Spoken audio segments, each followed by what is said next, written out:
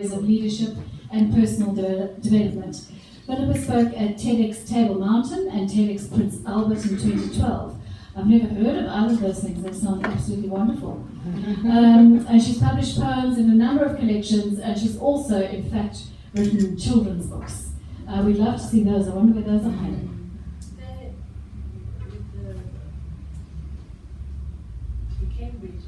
Oh, okay, all right. I'm going to start at the end, and I'm going to read one paragraph, and this will be the only thing that I read. I'm going to ask Philippa to read some of the poems.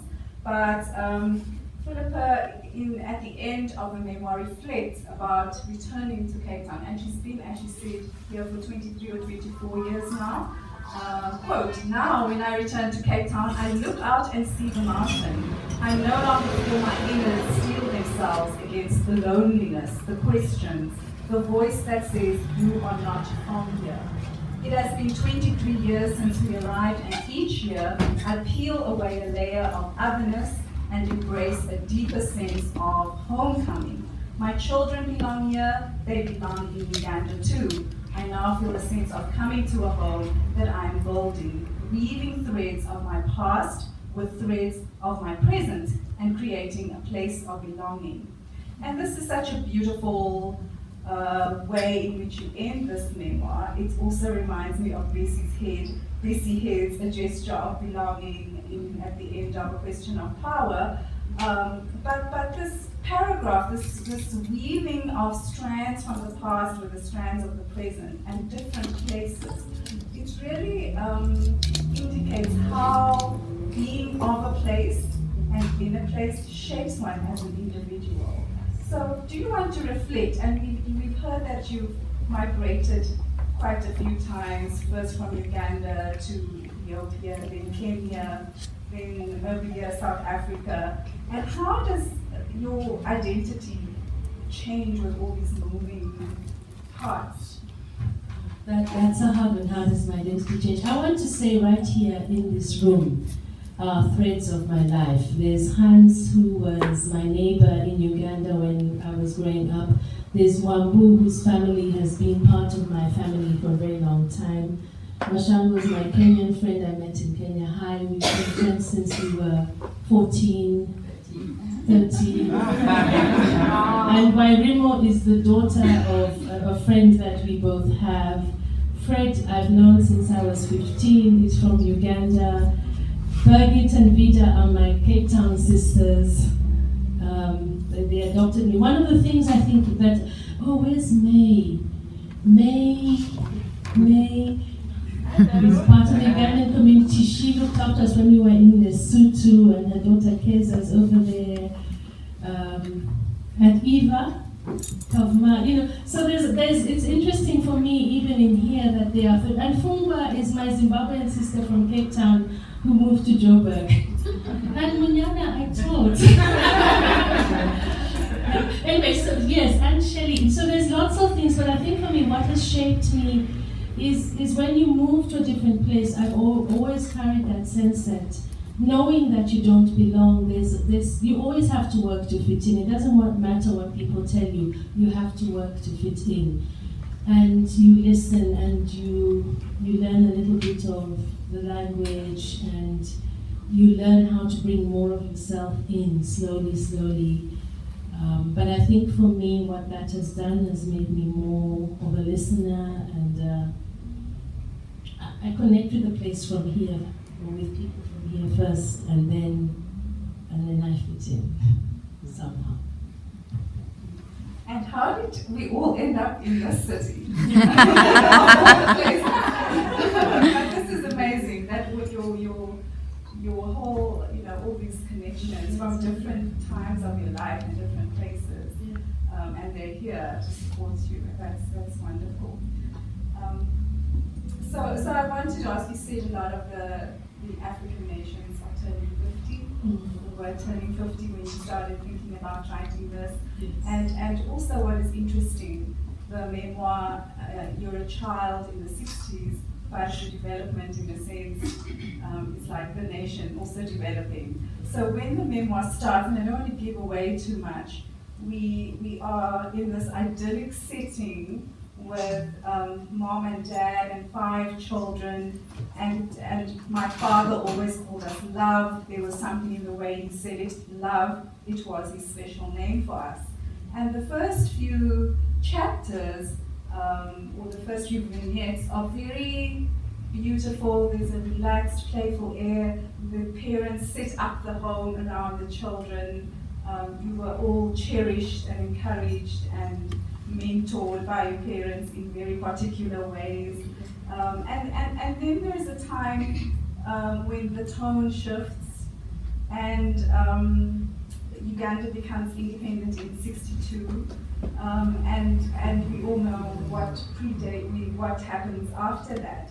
But I wanted, there's one particular poem or set of poems that I'm going to ask you to read 2 of them. They're 3 poems actually, but there is a, you foreground it in the novel, you set the scene in the memoir, and then write 2 different poems from the perspective of the child and the mother who had that experience. So I'm going to ask you to read from the pink.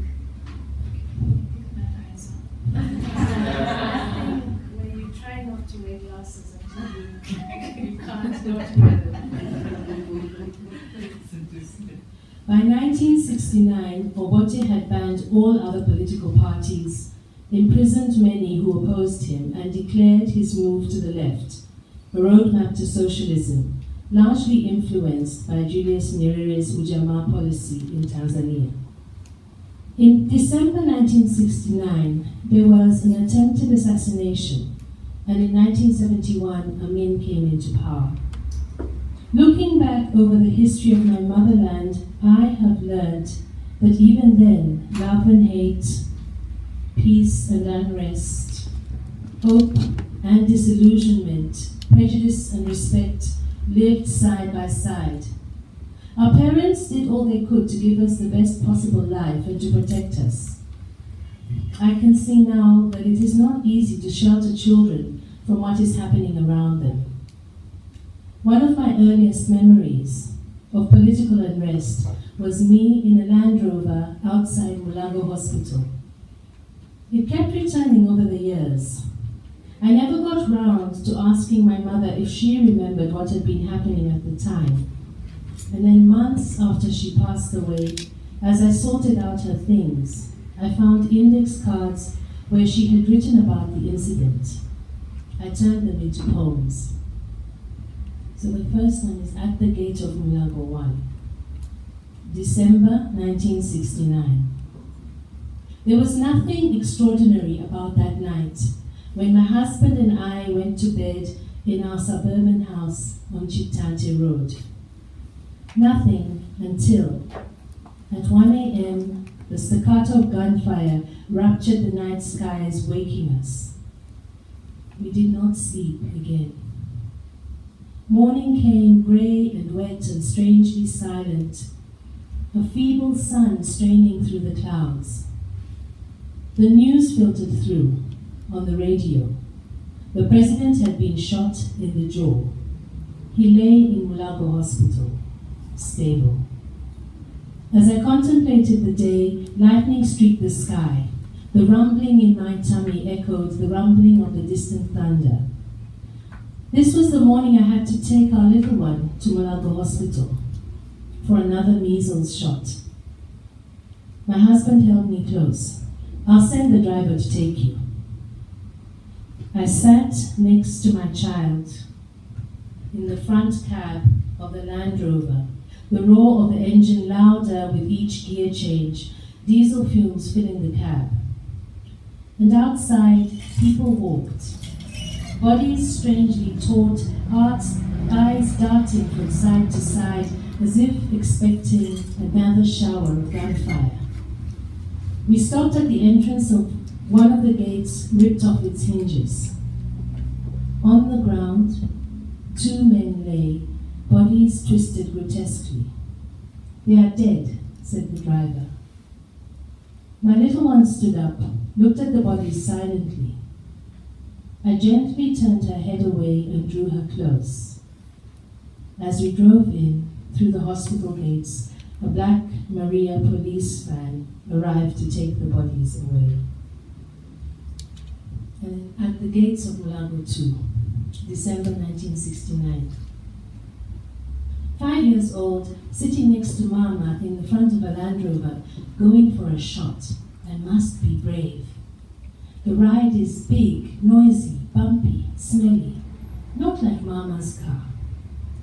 We stop at the hospital gates. My heart beats faster. Outside, the big people talk in loud, short bursts. I hear no smiles, no greetings. My heart wants to run away. I stand up and look out. Policemen with guns. No smiles on their faces. A man twisted on the ground. Another one not so far away. They're dead, says the driver to Mama. The coldness in my tummy. I look at the big people. Their hearts are beating faster too, I think. Mama pulls me back into the seat closer to her, and we drive in through the gates. Thank you.